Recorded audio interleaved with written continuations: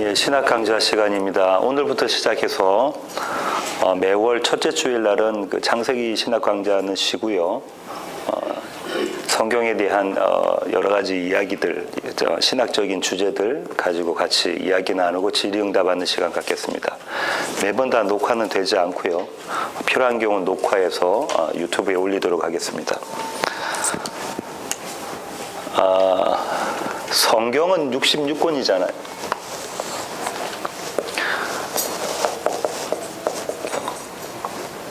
구약, 신약 이렇게 나눠지고요. 구약이 39권, 신약이 27권 이렇게 성경은 총 66권으로 되어져 있습니다.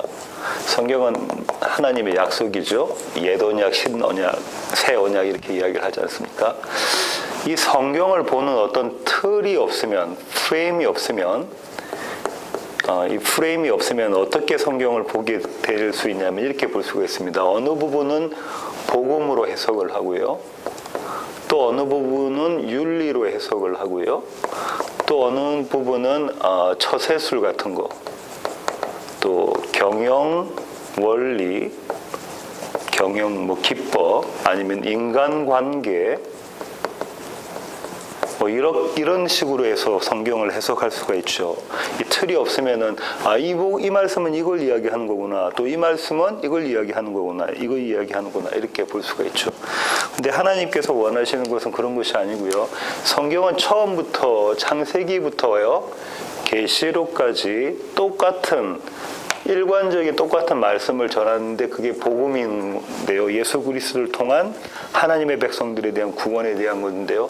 그걸 보기 위해서는 틀을 가지고 있어야 됩니다. 이 틀. 오늘 이 틀에 대한 이야기를 좀 하겠습니다.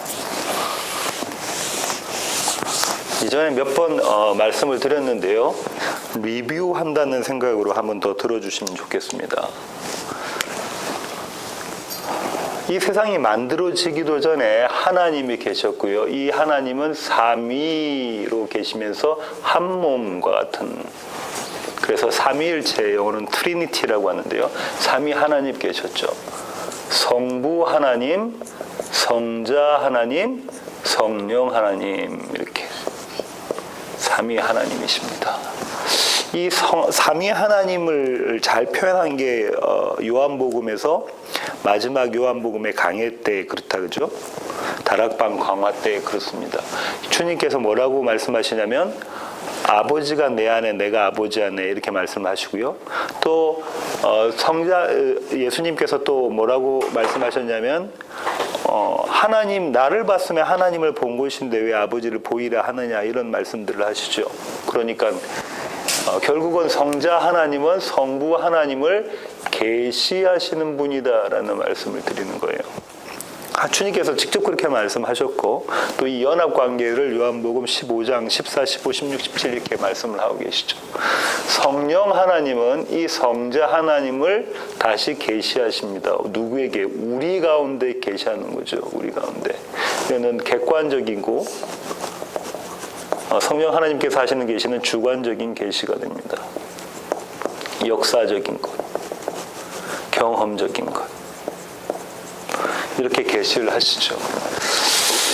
이 삼위일체 하나님은 영원 전부터 계셨던 하나님이신데요. 이 삼위일체 하나님께서 뜻, 계획, 작정을 가지고 계셨고요. 그것을 저희가 뭐라고 이야기하냐면 하나님 스스로의 언약 이렇게 이야기합니다. 삼위 하나님의 스스로의 언약. 시점으로는 창세전이었기 때문에 창세전 언약이라고 이야기를 하고요. 에베소서 1장 3, 4절, 4절인데 3, 4절에 이 얘기가 나와져 있죠. 그런데 이 하나님 스스로 언약 한번 에베소서로 가볼까요? 에베소서 1장 펴셔서 3절하고 4절 한번 볼까요? 찬송하리로다 하나님 곧 우리 주 예수 그리스도의 아버지께서 성부 하나님이죠. 그리스도 안에서 하늘에 속한 모든 신령한 복을 우리에게 주셨다. 신령한 복을 주셨다라고 하네요. 신령한 복 이렇게 나와 있고 그걸 누구에게 주셨냐면 우리라는 대상한테 주셨다 그죠? 이게 교회입니다. 그죠? 우리에게 주셨다. 누가? 성부 하나님께서 주셨다고 하는데 그 다음 4절에 그 신령한 복이라는 게 과연 무엇이냐라는 거죠. 이 신령한 복이라는 게 과연 무엇이냐. 이 땅에서 잘 먹고 잘 살고 사업 잘 되고 건강하고 하는 것이 신령한 복이 아니라 이 신령한 복이 4절에 있는 건데요. 곧 창세전에 그리스도 안에서 우리를 택하사 이 성자 하나님 예수 그리스도 안에서 우리라고 표현된 이 교회를 택하셔서 그죠? 우리로 사랑 안에서 어떻게 하신대요? 거룩하고 흠이 없게 만드시겠다 하는 것이 하나님 스스로의 언약입니다. 이 거룩하고 흠이 없다를 줄여서 어떻게 이야기하죠? 성도, 거룩한 무리라고 부르고요. 교회라고 이야기를 합니다. 이게 창세전 언약, 신령한 복, 신령한 하늘의 복으로 이야기되어지는 하나님 스스로의 언약입니다. 이거는 시점상으로 이 세상이 만들어지기도 전에 있었던 것이라고 말씀을 드렸죠. 그런데 이 언약을 이제 이 땅 가운데 실현을 시키시기 위해서 하나님은 이 땅을 창조하시고 시간을 주셔서 역사라는 걸 만드십니다. 그래서 이것을 역사라고 부르죠. 그래서 저와 여러분이 사는 세계를 역사의 세계라고 부르고요. 이 역사의 세계를 뛰어넘는 세계를 묵시의 세계 이렇게 부르죠. 역사의 세계는 실제입니까? 그죠? 저와 여러분이 매일 사는 게 실제죠. 묵시의 세계도 실제인가요? 예, 실제입니다. 공히 실제입니다. 그죠? 실제의 의미를 아시죠? 어떤 분들은 이렇게 이야기해요. 묵시의 세계가 참이고 역사의 세계는 꿈이다. 그렇지 않고요. 이 두 가지가 다 동시에 실제인 겁니다. 동시에 실제입니다. 하나님, 이 삼위 하나님께서는 아까 말씀드린 것처럼 하나님 스스로의 언약, 그렇죠? 하나님의 작정입니다. 하나님의 계획. 이것을 성취하시고자 이 땅을 창조를 하셨죠. 그리고 창조는 어느 시점에서 완성이라는 결말을 가지고 있습니다. 시작점이고 이 시작점을 계시록에서는 알파라고 이야기하고요. 끝나는 점을 오메가라고도 이야기하죠. 우리의 삶 가운데서도 그렇고 우리의 인생 가운데 하나님이 하시는 사역 가운데서도 그렇고 역사적인 세계에서도 알파와 오메가가 있다는 거죠. 알파와 오메가가 있습니다. 그럼 아까 말씀드린 것처럼 하나님 스스로의 언약은 예수 그리스도 안에서 그분을 통해서 그분에 의해서 택함 받은 성도, 이른바 교회를 그분 앞에서 거룩하고 흠이 없게 만드는 것이잖아요. 그럼 이 교회를 성경은 무엇이라고 다른 말로 부르죠? 그리스도의 하나님의 신부라고 부르고죠. 또 하나님의 집, 성전 이렇게 부르고요. 그런가요? 또 하나님의 백성 이렇게 부른다 그죠? 뭐 더 있습니다. 포도나무, 예수님은 포도나무고 우리는 가지고 여러 가지가 더 있는데 가장 중요한 거 세 개만 이야기하자면 이렇게 세 개로 불러요. 그럼 이게 성경 처음부터 끝까지 이 교회를 하나님께서 어떻게 교회를 예수 그리스도를 통해서 하나님의 작정을 언약을 성취시키겠다라고 나와 있는 게 성경입니다. 그러니까 윤리나 사업을 위한 처세술이나 인간관계나 그렇게 바라보시면 안 되고 이 복음으로 바라보셔야 되는 거예요. 그리스도의 신부를 볼게요. 하나님은 태초에 창세기 1장부터 시작해서 창조를 하시죠. 뭘 창조하시냐면 이 세상을 창조하시고요. 다시 말하면 이건 역사의 세계입니다. 그 가운데 에덴 동산을 두시고요. 남자와 여자를 창조하십니다. 남자는 아담이고 여자는 하와죠. 이 남자가 누구를 대표하나요? 예수를 이야기하고요. 여자는 교회를 이야기합니다. 그죠? 그런데 이 그리스도의 신부는 이런 거죠.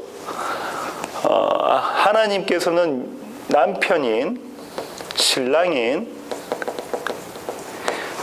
그리스도와 연합해서 여자인 신부인 아내인 신부인 교회를 와 연합해서 결혼 혼인잔치를 치르고자 하시는 것이죠.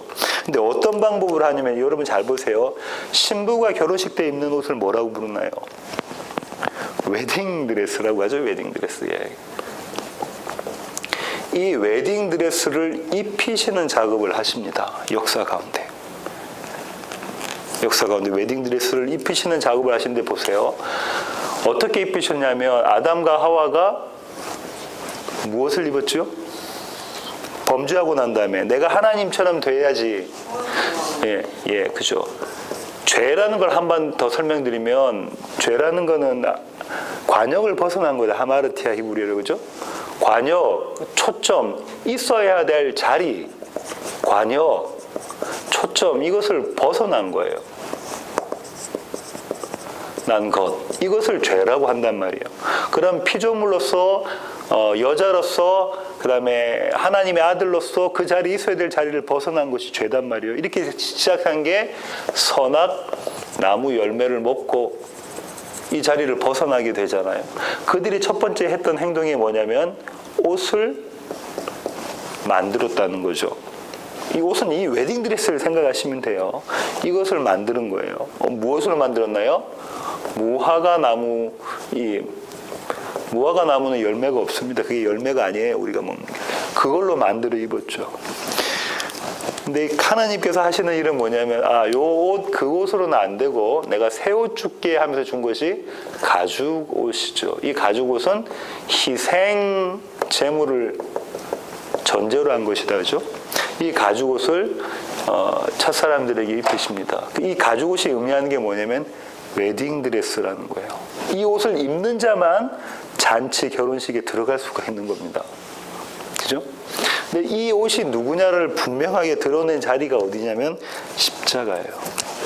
예수님께서 십자가에서 뭘 하셨냐면 옷을 다 벗김을 당하셨죠. 저 사람들처럼 옷을 다 벗김을 당하셔서 사실은 속옷까지 없고 발가벗겨 입으셨어요. 벌거벗은 상태로 계셨죠. 그러면서 사실 옷을 입지 않으셨어요. 근데 그 벌거벗음의 모습이 뭘 이야기하냐면 다시 말하면 예수가 이 웨딩드레스다라는 걸 보여주고 있는 거죠. 예수가 이 웨딩드레스라는 걸 보여주고 있습니다. 이것은 이 예수님의 이 십자가 사역은 쭉 더 연장이 되어지는데 마지막 요한계시록에 가면 어떻게 표현되어 있냐면 이 웨딩드레스를 세마포 또 흰옷 그죠?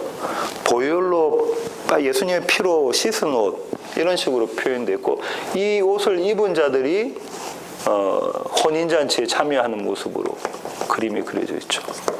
이렇게 일관적으로 쭉 이 이야기를 예수님과 성경은 이야기하고 있는 것이죠. 두 번째 하나님의 집 성전도 마찬가지인데요. 지난번에도 말씀드렸는데 에덴 동산은 뭘 상징하는 거냐면 성전을 상징하는 것이라고 말씀드렸고요. 성전.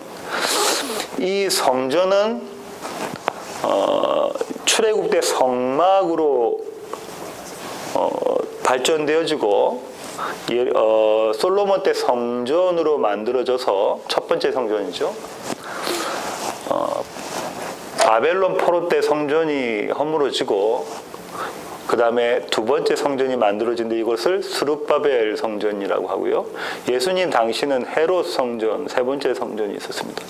예수님께서 뭐라고 말씀하셨냐면 이 성전을 내가 3일 만에 다시 짓겠다라고 말씀하셨죠. 네가 이 성전을 정화하는 청결하는 그 근거가 뭐냐? 네가 무슨 권위를 갖고 하냐 하니까 그 대답을 하셨죠. 그런 주님께서 하시는 말씀은 뭐냐면 이런 거죠. 이 성전은, 눈에 보이는 이 성전은 어떻게 되어줘야 되는 성전이냐면 허물어져야 돼. 무너져야 할, 반드시 허물어지고 무너져야 할 성전이다라는 얘기를 하신 것이다. 그죠?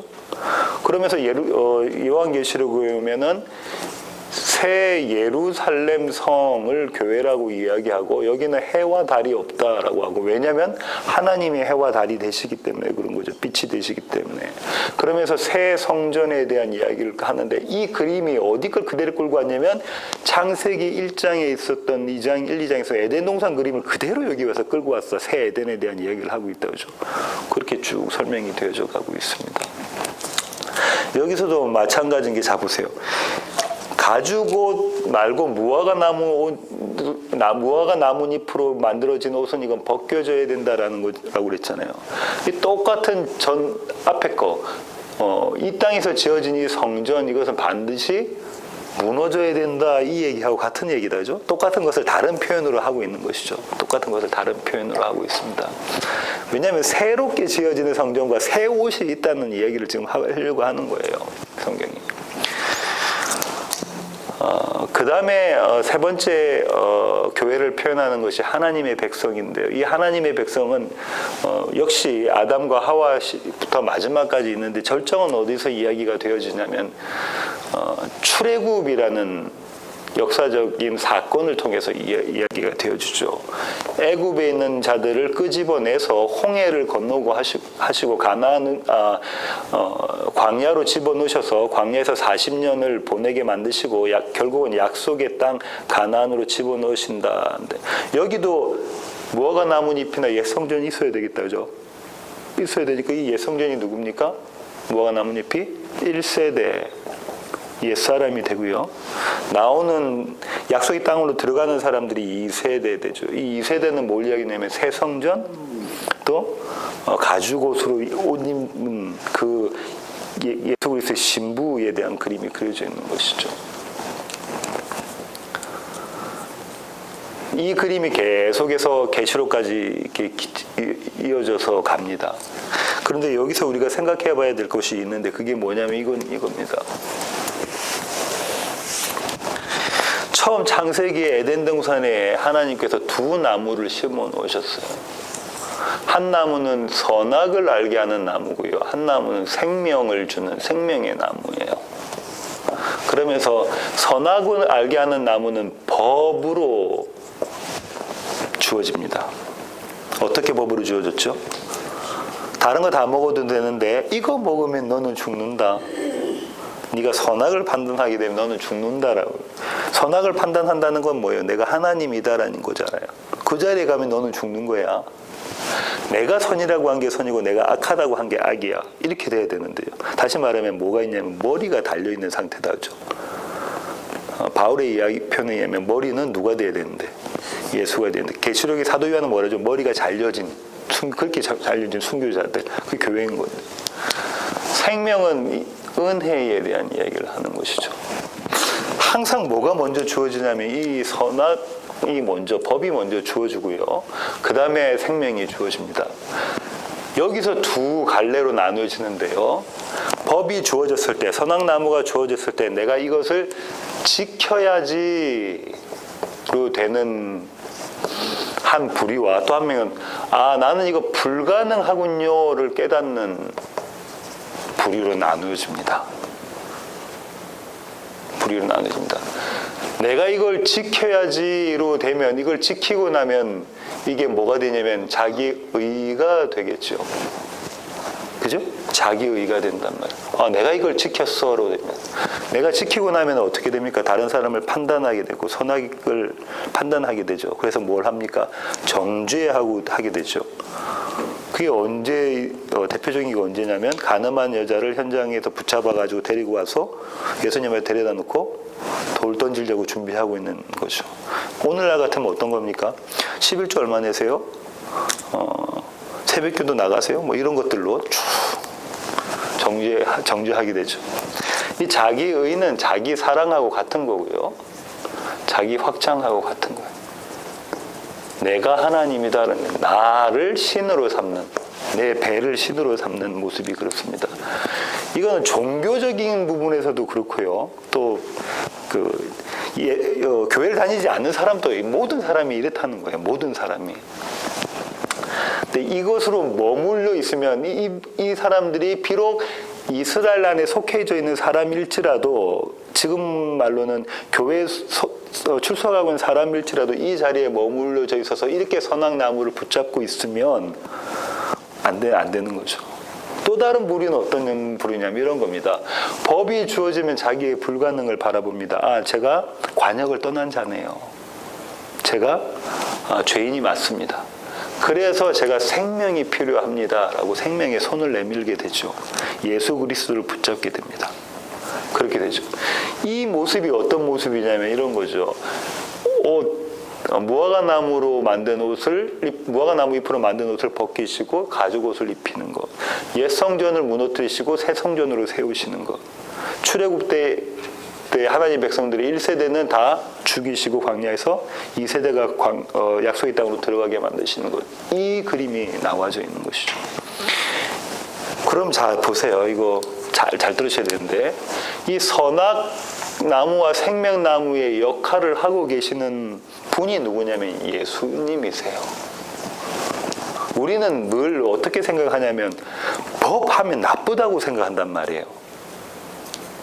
바울이 뭐라고 이야기하냐면 법에 대해서 이거 아니다 율법은 아니다 자꾸 이야기하니까 법하면 나쁘다고 생각하는데, 바울이 그러잖아요. 법이 나쁘냐. 법이 있어서 내가 죄인인지를 내가 깨달았다라고 이야기하잖아요.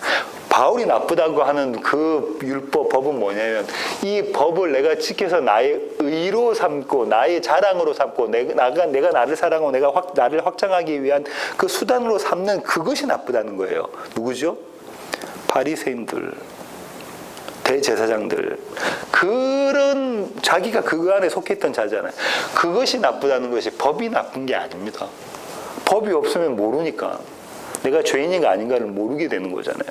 법이 나쁜 게 아니죠.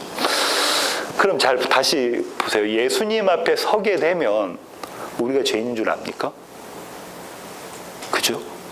그 그림은 어디서 나오냐면, 예수님의 이 땅에서 사역 가운데 예수님 앞에 쓴 자들이 예수님을 보고 내가 죄인이네요. 그걸 깨닫게 되잖아요. 첫 번째 그들이 인식한 게 뭐냐면 내가 죄인입니다라는 거예요. 나를 떠나십시오. 내가 죄인입니다. 그거를 깨닫게 하시는 분이 예수님이시죠. 그 다음에 그들에게 생명을 주시는 분이 예수님이죠.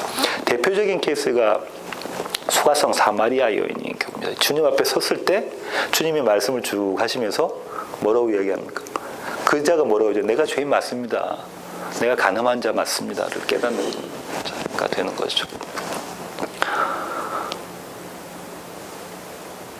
그런데 우리가 성경에 보면은 그러니까 아까 말씀드린 것 성경의 처음부터 마지막까지 얘기가 다 이 얘기인데, 읽다 보면 어떤 부분들이 등장하냐면 이거 참 윤리로 봐야 되겠다, 아니면 뭐 처세술로 봐야 되겠다, 아니면 경영 원리로 봐야 되겠다 할 수 있는 그런 본문들이 등장한단 말이죠.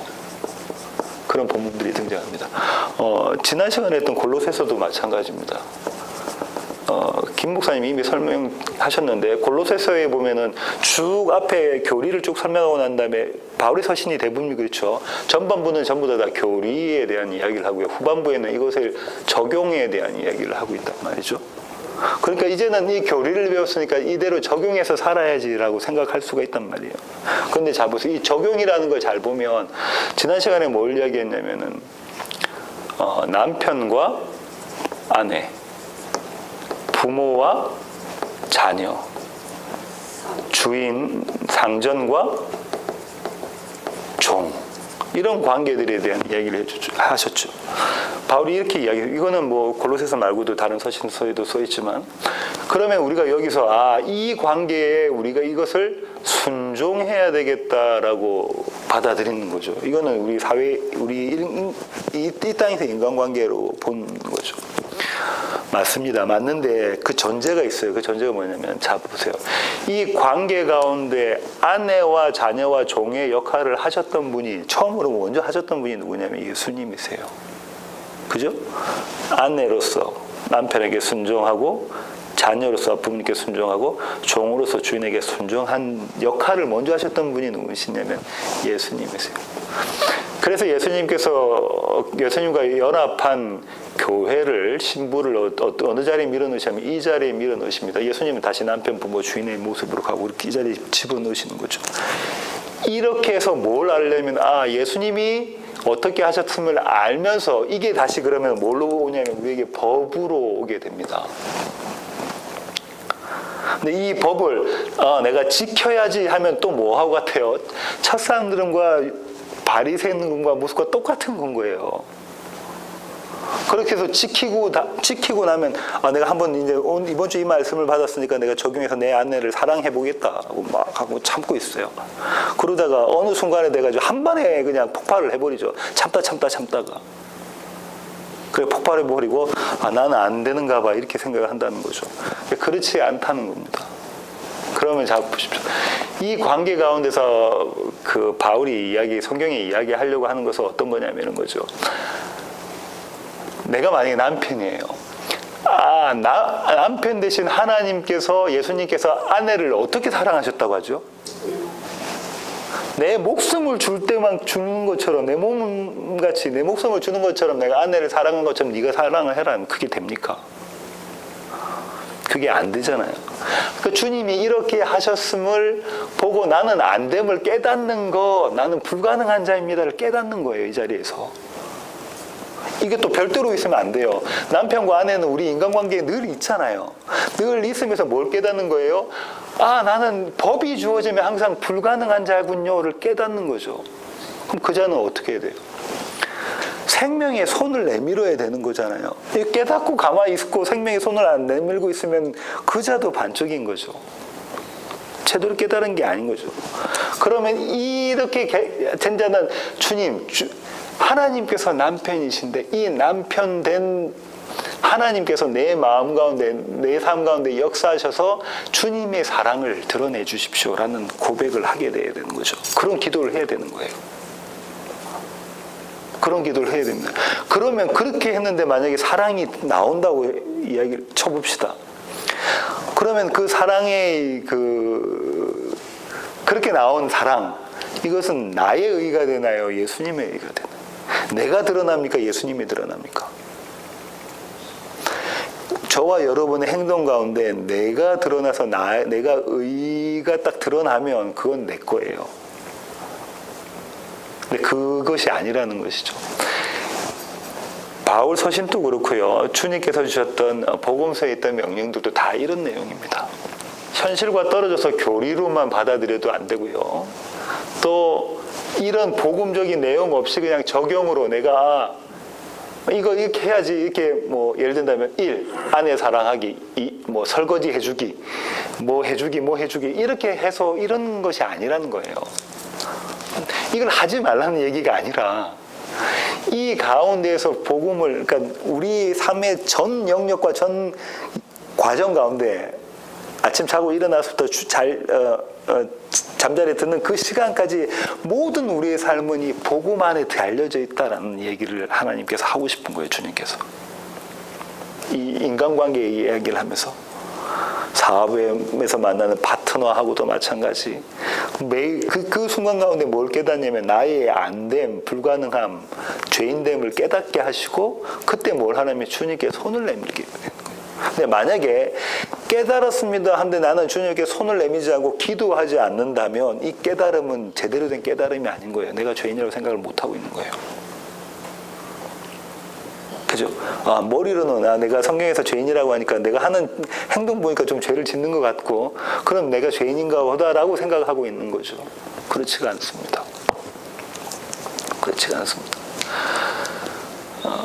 우리가 해야 될 기도는 그런 거죠. 그러니까 주님 내 사업이 잘 되게 해주시고 내 아들이 잘 되게 해주시고 내 딸들이 잘 되게 해주시고 그렇게 되는 것이 기도가 아니라 주님 제가 이 복음 안에서 이제 대상이 나오잖아요. 그때 순간마다 이 대상에 상대자에게 주님의 사랑이 드러나게 해주십시오. 나는 안 되네요. 그걸 고백하고 하나님께서 그 가운데 역사해 주시고 그럼 뭘 경험합니까? 그게 아, 내가 죽을 자 맞군요. 이 십자가와 주님께서 하셨습니다. 이 부활을 경험하는 거죠. 하나님께서 일으키시는 부활, 그걸 경험하는 겁니다. 날마다 이 삶이 계속되고, 한 번 이거는 하고 끝나는 게 아니에요. 그러니까 주님께서 난 이미 구원해 주셨으니까 이제는 그 은혜를 가지고 내가 세상에 나가서 무언가를 열심히 해봐야지, 나는 이미 구원받았으니까, 그게 아니라 우리의 삶의 전 영역이, 선교든 뭐든 목회든 뭐든 전 영역이 이렇다는 거예요. 이 관계에 있지 않은 게 없잖아요. 사건도 마찬가지고 다 그렇다는 거죠. 성경은 이 프레임 가운데, 이 틀 가운데 해석을 해야 됩니다. 그러면 성경에서 나오는 모든 본문의 대답은 동일한 게 됩니다. 그렇지 않으면 동일하지가 않은 거예요. 어떤 경우에서는 이거 제가 옛날에 이제, 지금은 이제 정리하려고 준비한 책들 중에 제가 책을 많이 좀 정리하려고 이렇게 내놨거든요. 그 책 중에 뭐가 있냐면 잔 맥스웰 같은 목사님이 쓰셨던 성경에서 배우는 리더십, 이런 책들도 있단 말이에요. 그럼 이 본문은 리더십에 대한 거다, 뭐 이렇게 쭉 다. 또 어떤 경우에서는 이 본문은 자녀 교육에 대한 것이다. 또 이 본문은 경영, 우리 강 집사님처럼 비즈니스 하시는 분이 경영 원리로 사용하는 것이다. 모세의 경영 원리, 뭐 이렇게 뽑아내려고 하잖아요. 그것이 아니다는 거예요. 그것이 아니고 오직 이 복음의 틀 안에 가운데서 보고 그렇게 해석을 해놔야 된다라는 것입니다. 예, 마치도록 하겠습니다. 기도하겠습니다. 하나님 아버지, 감사합니다. 하나님, 우리가 하나님의 말씀을 볼 때 하나님께서 작정하신 대로, 하나님께서 계획하신 대로, 하나님께서 뜻하신 대로 그렇게 바라볼 수 있는 눈을 갖게 하여 주시고, 하나님께서 이미 다 이루신 그 하나님의 성취를 바라보며 하나님의 그 묵시의 세계가 이 땅의 우리 역사의 세계 가운데 실제화되어져서 아버지 믿음 가운데 거하는 우리 세워지는 그 모든 지체들 되게 하여 주시옵소서. 오늘 저희들이 드리는 예배가 그런 믿음의 예배 되게 주님 저희들을 붙잡아 주시옵소서. 예수님의 귀하신 이름으로 기도합니다. 아멘.